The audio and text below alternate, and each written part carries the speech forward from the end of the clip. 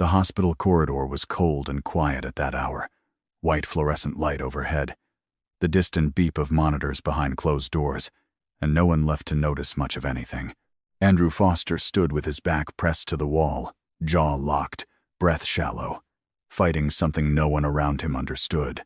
His shirt was wrinkled, his hands hung at his sides, and every person who walked past kept their eyes straight ahead.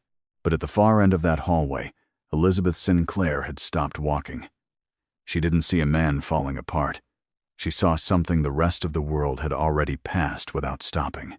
Andrew Foster had spent the last 3 years learning how to hold things together with almost nothing. He was 34 years old, compact in build, with calloused hands and the kind of quiet that came not from peace but from practice. He worked the maintenance floor at Crestview Medical Center 12-hour shifts, overalls with the hospital's logo across the chest, a toolbox that he kept organized the way some men kept their finances. He knew every boiler, every HVAC unit, every quirky thermostat in the building. When something broke at 2 a.m, Andrew was the one who fixed it. His daughter, Lily, was 6. She had her mother's eyes and a laugh that could genuinely stop a room. She also had a congenital heart defect that had been monitored since before she could walk, and 3 months ago, her condition had deteriorated enough to put her in the pediatric ward on the 3rd floor of the very hospital where her father repaired boilers and tightened pipe fittings. Andrew had arranged a cot in the family waiting room. He slept there on the nights he wasn't working, and on the nights he was, he checked on Lily between tasks, ducking into her room, with the careful efficiency of a man who knew exactly how many minutes he could spare. He always came in smiling. He always had something small for her. A sticker, a riddle, a new drawing on a folded piece of paper. What Lily didn't know, what he made certain she never saw, was the state of his finances. His savings account held $312. His credit score was damaged from the period 2 years earlier when he'd been out of work, when the bills had stacked faster than he could manage.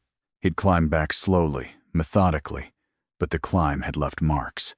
The bank statements on his phone were a source of dread he opened only when absolutely necessary. He took extra shifts whenever the schedule allowed.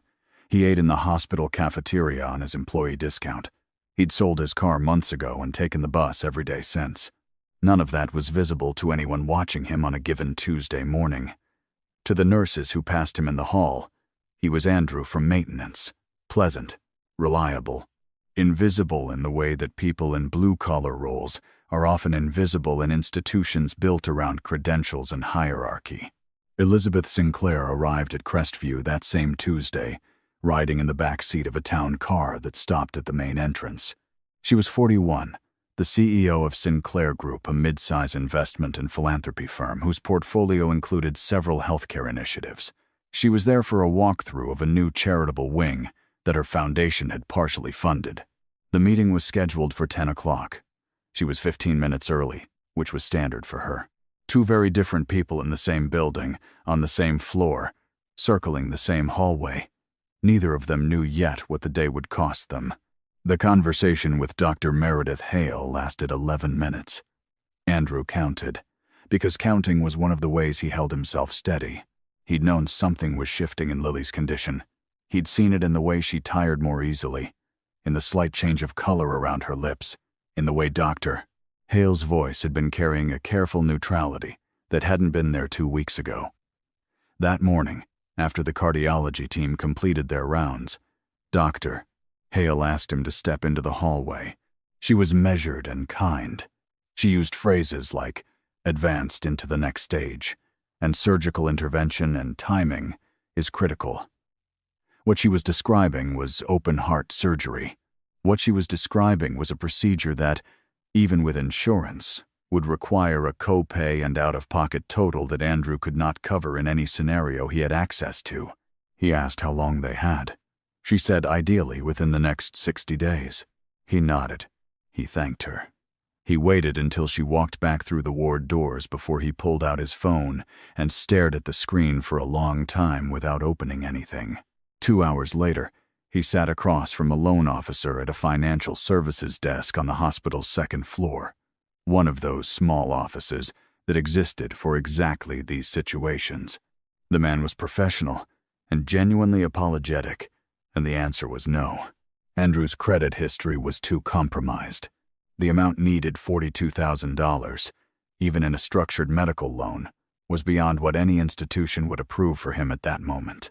He thanked the man, folded the paperwork, and walked back upstairs. Before he went into Lily's room, he stopped outside her door and pressed his back to the wall beside it. He could hear her inside, singing something from a cartoon, her voice slightly off-key and completely untroubled. And for about 90 seconds, Andrew Foster stood in that hallway and came apart. Not loudly, not dramatically. His face didn't contort. His shoulders didn't shake.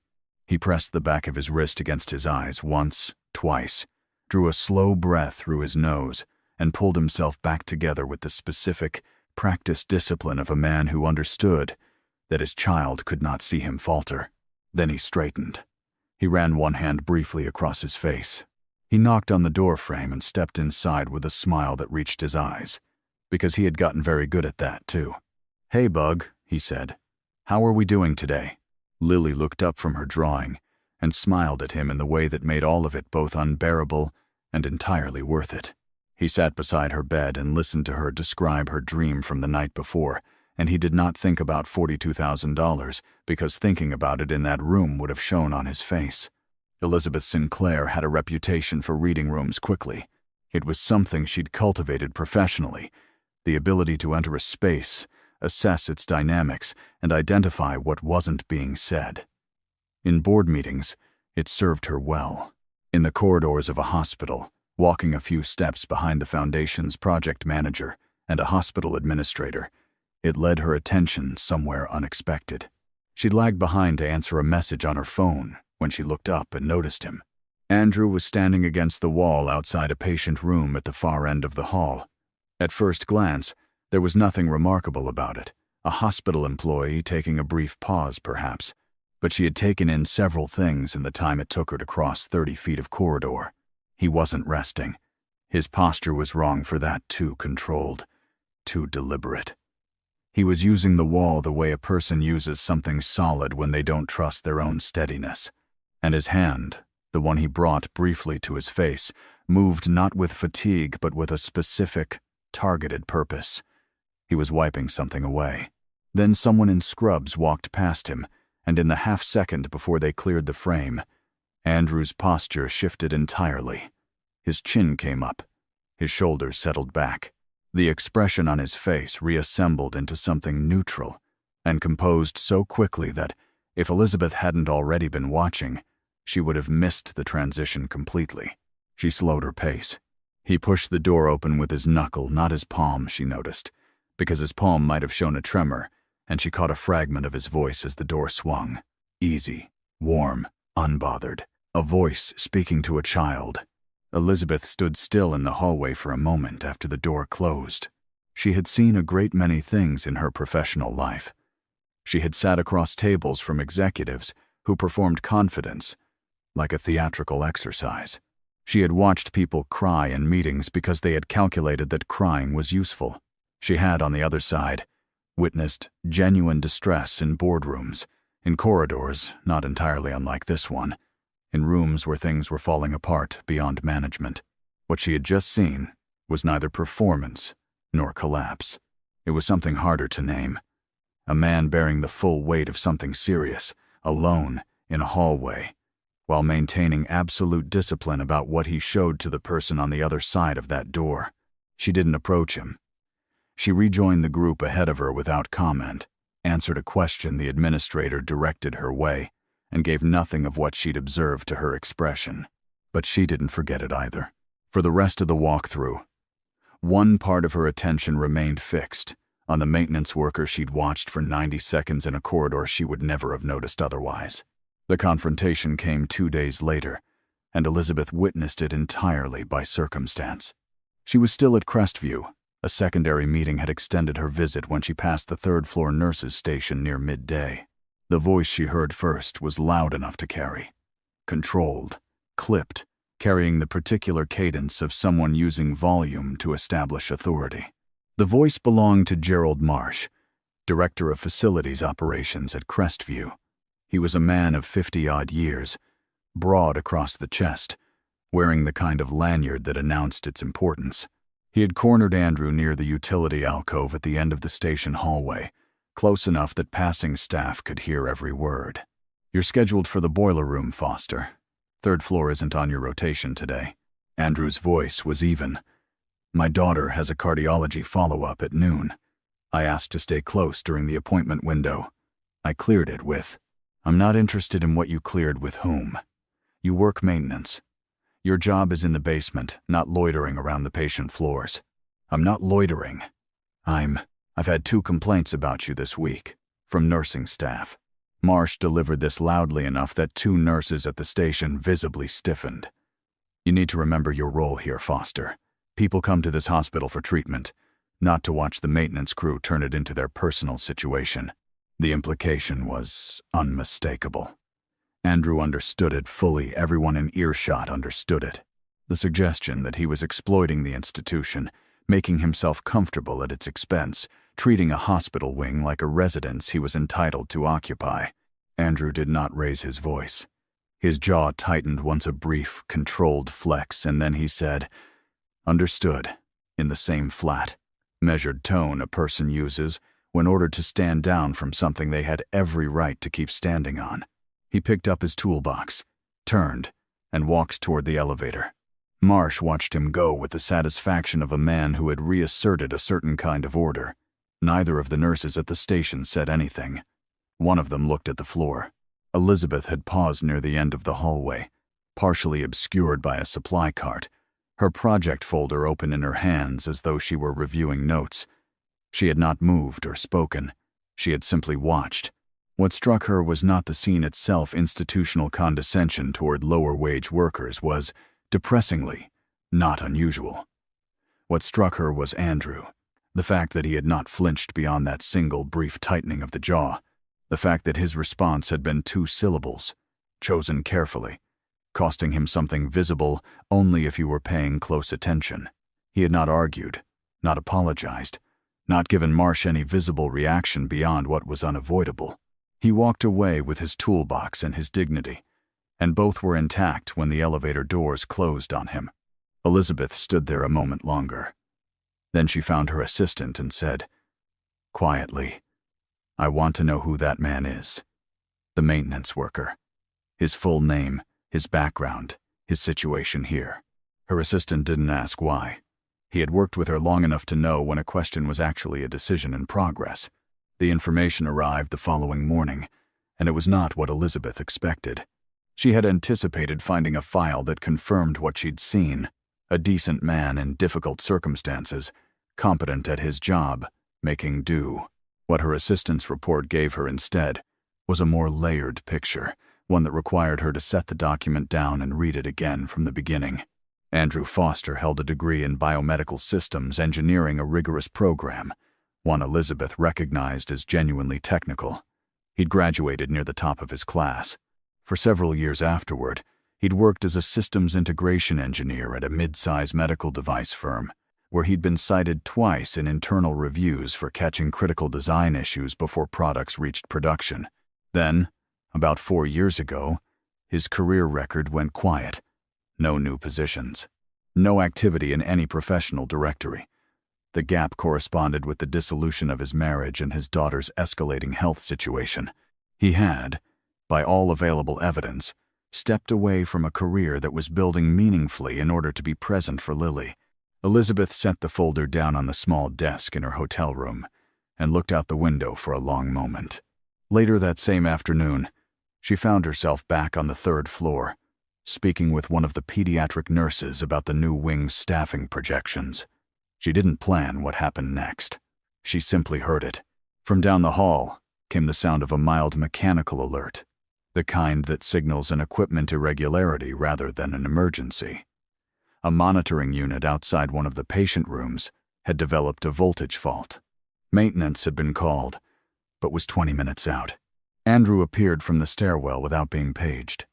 He assessed the unit in under a minute, spoke briefly with the nurse on duty about the patient's situation, and then, with a set of tools that shouldn't have been fully adequate for the task, spent the next 9 minutes making a repair that the attending nurse later described to a colleague as better than what the manufacturer's technician had done the previous year. The patient inside was an elderly man who needed the monitor functioning consistently through the night. No one would have been harmed by a 20-minute delay.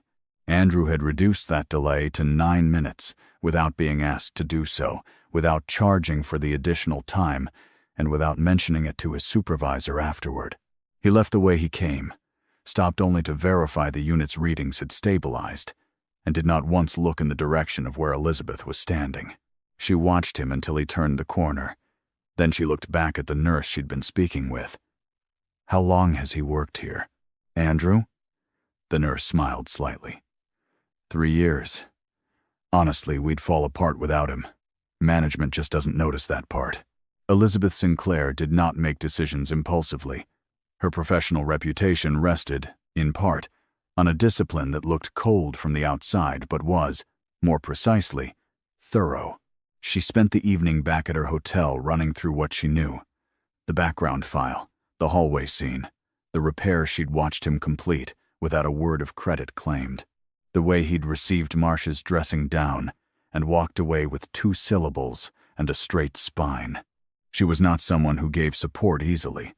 Her foundation's involvement was always tied to structure, to accountability, to a specific vision of what the partnership would accomplish. She had sat across from people with compelling stories and well-built cases, and still declined when the underlying logic didn't hold. Philanthropy, in her view, was a transaction that had to mean something for both parties, and most importantly, for the long-term shape of the outcome. What she couldn't cleanly answer was, what did Andrew Foster actually need? Not the immediate answer that was obvious, but the answer that would matter 6 months from now, a year from now, when the surgery was behind them and the question became what kind of life he and Lily had going forward. She arranged to encounter him the next afternoon in a way that allowed for a real conversation. She presented herself, simply no business cards, no formal title as a foundation representative walking through the hospital's patient support resources. She asked if he had a few minutes. Andrew looked at her with the wariness of someone who has been approached in hospitals before, usually by people who want something or who are about to deliver something unwelcome. "A few," he said. "I understand you have a daughter here," Elizabeth said. "The foundation I work with provides assistance in situations like yours. Families managing long-term pediatric care with financial hardship." He was quiet for a moment. "What kind of assistance?" "Direct support. Medical cost coverage, primarily." Another pause, longer this time. "I appreciate you saying so," Andrew said, and the politeness in his voice was genuine, but so was the resistance behind it. "I've looked into programs like that. I've been in the queue for 2 of them for about 8 weeks. This wouldn't go through a queue." He studied her face. His expression didn't change, but something behind it shifted the careful recalibration of a man who had been burned by straightforward-looking things before and had decided to take nothing at face value. "I don't take charity," he said. "Not aggressively. Simply as a statement of how things were. That's not what I'm offering." He waited. "I'm offering a different kind of arrangement," Elizabeth said. "But I'd need to know more about you before I could say whether it would make sense." He looked at her for a long moment. Then he said, "You already know something about me. Otherwise you wouldn't be here." He wasn't wrong. She didn't deny it. What Elizabeth found, or more precisely, what found her arrived on the 4th day, and it changed the shape of everything. She had asked her assistant to pull a more complete record: employment history, notable incidents, professional references from his engineering years, standard due diligence, the same process she ran on anyone she was considering working with. Buried in the file was a single-paragraph mention of an incident 7 years earlier. Andrew had been a junior engineer at Cordance Medical, a device manufacturer. A firmware error in a batch of implantable cardiac monitors had been flagged during post-production testing. The error had been caught before the units shipped, preventing a recall that would otherwise have affected a meaningful number of patients. The name listed as the engineer who identified the flaw was Andrew Foster. Elizabeth read the paragraph. Then she opened a separate personal document, one she rarely accessed on work devices. In it was a note she'd written to herself 2 years ago, after her brother Thomas had undergone emergency cardiac surgery following a device malfunction. The device had been from a different batch than the cordance units. Thomas had survived, though barely. The cardiologist had told her afterward that had the flaw been in the monitoring component rather than a secondary element, the outcome might have been very different. She had written the note while trying to process the event. In it, she had referenced the cordance recall, something she'd researched afterward, wanting to understand the broader landscape of device failures. She had noted, in her own handwriting, that the recall had been credited to a single engineer's persistence. She had not known his name then.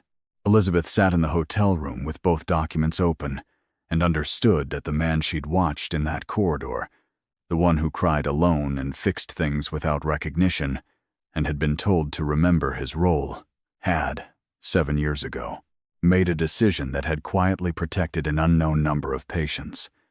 One of those patients, through a chain of consequence she couldn't prove and didn't need to, might have been her brother. Andrew had never published the story. He had never sought credit. In his professional record, the mention was simply part of a routine recall report of the kind that rarely reaches public awareness. It was exactly the sort of thing a man with his particular temperament would do. Find the problem, address the problem, and move on without requiring anyone to acknowledge it. Elizabeth sat with that knowledge for a long time. When she finally closed the files, something in her thinking had shifted in a way she didn't try to articulate. What she knew was this: Andrew Foster was not a maintenance worker with some engineering background. He was a systems engineer who had chosen, at a genuine cost to himself, to be a present father. In doing so, he had made himself invisible to every institution that assigned value based on job titles and credit histories. She was done treating him like a charity case. What he needed was not someone to give him money. What he needed was someone to see him accurately and then act accordingly. She picked up her phone and called the hospital's board liaison.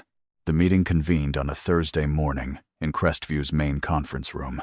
It had been framed as a planning session for the Sinclair Foundation's new technical infrastructure, Grant a Real initiative, substantial in scope, focused on upgrading the monitoring and diagnostic systems in the hospital's pediatric and cardiac units. The board liaison had been enthusiastic. Gerald Marsh, as director of facilities, was invited. 3 senior administrators attended. The Foundation's legal team joined by video. Andrew Foster had been told the night before, by way of a brief message from Elizabeth, that she wanted to speak with him about a technical role on a new project. She had not elaborated. He spent the evening weighing whether to show up, and had, because whatever else he was uncertain about, he was not someone who declined to hear something through. He arrived in his work clothes. He had not changed, and Elizabeth had not expected him to. She opened the meeting efficiently: project parameters, grant scope, technical requirements. Then she turned to the room and said, without particular emphasis, that the Foundation had identified someone for the project's technical management role, a person with direct familiarity with Crestview's systems and a background in biomedical systems integration. She said Andrew Foster's name clearly. Gerald Marsh, seated 2 chairs to her left, looked up from his notepad. His expression moved through surprise towards something that wanted to express skepticism and was calculating whether doing so publicly would cost him anything. One of the senior administrators said, "The Foster on our maintenance staff?" "Yes," Elizabeth said. "He holds a degree in biomedical systems engineering. He has years of experience in exactly the kind of diagnostic technology this project involves. He identified a critical firmware flaw at Cordance Medical that resulted in a product recall protecting patients in multiple facilities. He has been managing the technical maintenance of this building's core systems largely without supervision for 3 years." She paused for precisely 1 second. "He has been doing that while his daughter is a patient in the pediatric ward, which I mention only to note that his performance record under those circumstances is, to put it plainly, exceptional." The room was quiet. Marsh had the specific blankness of someone whose operating understanding of the world had been revised without their participation. Andrew recognized the expression. He had seen it before in rooms where someone expected a certain kind of order and found instead something they couldn't immediately categorize. Elizabeth continued without looking at Marsh. She outlined the position. A 12-month contract. Renewable, overseeing the technical integration of the new monitoring systems across 2 floors. The salary was more than 3 times Andrew's current wage. The project budget included a provision for direct medical cost coverage for project staff and their dependents standard, she noted, for this tier of foundation-affiliated contracts. She didn't say it was for Lily. She didn't need to. Andrew sat at the corner of the table, hands folded in front of him, and said nothing for a moment after she finished. Then one of the administrators cleared his throat and said something about reviewing the proposal carefully, in the careful neutral tone of a person who wasn't entirely sure what had just happened, but was smart enough not to object to it immediately. Andrew looked at Elizabeth. She looked back at him. No appeal, no performance, just the steady attention of someone who had presented an accurate picture and was waiting to see what he did with it. He had been invisible in this building for 3 years. He had been told, in rooms not entirely unlike this one, to remember his role. He had done exactly that, and it had cost him something real. Now someone had drawn a different picture of him in front of people who had held the old one for a long time, and he understood without needing it, explained that this was not charity. It was correction. Andrew took 24 hours. He spent the evening with Lily, drawing with her, reading 2 chapters of a book she'd been requesting for a week. He sat beside her until she fell asleep, her small hand in his, her breathing even and steady, a sound he'd learned to listen to the way some people listen to weather forecasts, for what it told him about the hours ahead. He thought about the offer. Not the money. He had made his peace with the fact that he didn't make decisions based primarily on that. What he thought about was Lily, and what her life would look like when the surgery was behind them, and what he needed to be able to give her in the years that followed. He thought about what it meant to accept something from another person, and whether what Elizabeth had offered was really acceptance at all, or something else entirely. He had built his idea of himself around a particular kind of refusal. Refusal to ask for help. Refusal to accept what felt like pity. There was integrity in that. And there was also, he admitted to himself in the quiet of the waiting room, at 11 at night, a kind of damage in it. A posture he'd learned to hold long past the point where holding it served anyone, including Lily. The next morning, he found Elizabeth in the hospital's ground floor lobby. He waited until her meeting ended, and they were alone. "I'll do it," he said. "I know," she replied, which surprised him into a brief, almost smile. "I want the contract reviewed by someone I trust first." "Of course, and I'm staying on the maintenance roster until the end of the month. There are 2 systems on the 4th floor, with a repair history that nobody else has the full picture on." "Done." He nodded once. Then, "You didn't have to do it that way." In the meeting, she looked at him steadily. "Yes, I did." He thought about that on the elevator, back up to the 3rd floor. He didn't fully understand it yet, but it didn't feel like something that required immediate resolution. The surgery was scheduled 11 days later. Dr. Hale had accelerated the timeline once the financial barrier cleared, and the cardiology team moved with the efficiency that happens when the obstacles are removed and the medicine gets to be the only thing that matters. The procedure lasted 6 hours. Andrew sat in the waiting room for all of it, unable to do anything at all with his hands for the first and only time he could remember. He drank 3 cups of hospital coffee. He did not look at his phone. He sat and waited and breathed. When Dr. Hale came through the door at 4 in the afternoon, she was still in her scrubs, and her expression was the open, unguarded relief of someone who had just succeeded at something genuinely difficult. She didn't need many words. He understood before she finished the first sentence. Andrew Foster sat alone in a plastic waiting room chair and let himself cry without concealing it from anyone, because there was no one there who needed to be protected from it. It was the first time in years that he hadn't needed to hold it back. Lily spent 12 days recovering before the doctors cleared her to leave, or more precisely, to go to the temporary housing Andrew had arranged while the contract's advance processed.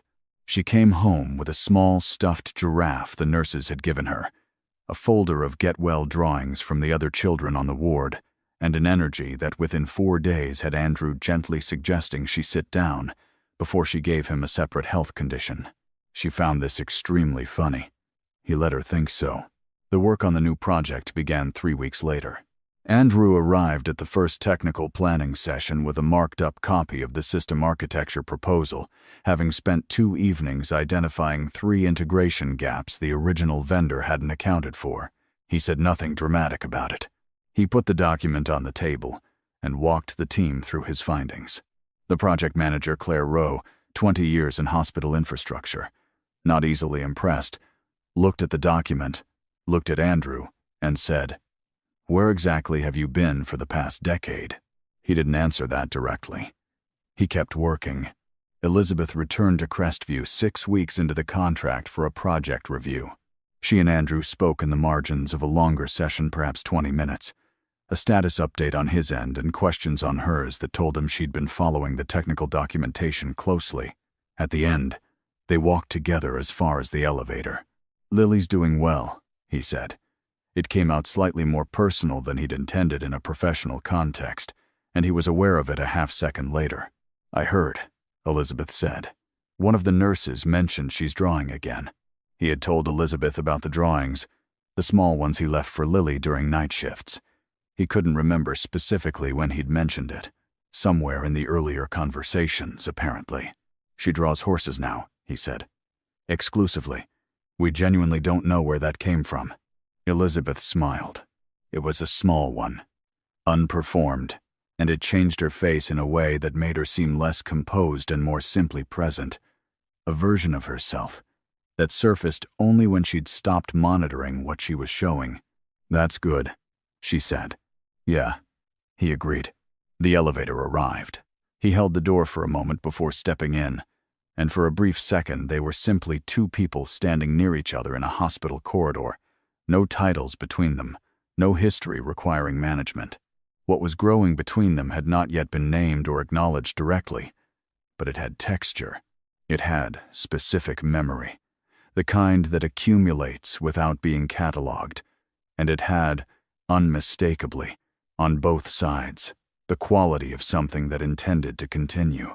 4 months after Lily's surgery, on a Thursday afternoon, when October light came through the corridor windows, long and golden and sharp, Andrew found himself standing in the hallway on the 3rd floor. The same hallway, the same pale floor, the same fixtures overhead, though they looked entirely different in afternoon sun than they had at night. He was there for Lily's first post-surgical cardiology follow-up. She was inside the examination room, fully dressed, telling the pediatric nurse something that was clearly very important, in the specific way she had now with people she'd seen often enough to claim as her own. Andrew had stepped out briefly because she was fine, and because he had found himself wanting, without fully explaining it to himself, to stand in this particular stretch of corridor again. He stood where he'd stood that night. His back was not against the wall this time. He stood comfortably, hands in his pockets, looking down the hallway toward nothing in particular. What he felt was not the absence of the past. The memory of that night, the weight of it, the specific silence of the corridor, the things he'd known and not known about what lay ahead, none of that had gone anywhere. He didn't want it to. It was part of the architecture of who he was now, and he had made a certain peace with carrying it. What was different was simpler than he'd expected. There was nothing in him that needed to be held back.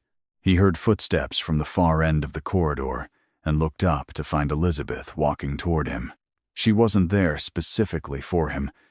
She had a board liaison meeting on the floor above, and her route had taken her past this hallway. She slowed when she saw him. "Follow-up?" she asked. "She's in there now," Andrew said. "They say everything looks exactly as it should." "Good." She stopped beside him, and they stood together in the corridor the way 2 people stand when they share enough history with a place to not need to explain their presence in it. Then Elizabeth said, quietly and without any performance around it, the thing she had been carrying since the first night she had stopped in this hallway and watched a man hold himself together with nothing but will. "I didn't see you breaking down that night." He looked at her. "I saw a man who wasn't giving up," she said. "I just wanted you to know that's what it looked like." Andrew looked down the corridor and then back at her, and he did not say anything for a moment, not because there was nothing to say, but because the thing that was true did not require saying out loud to be true.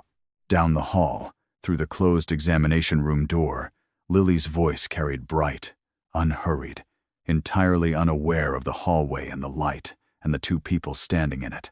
Andrew looked at Elizabeth. Elizabeth looked at him.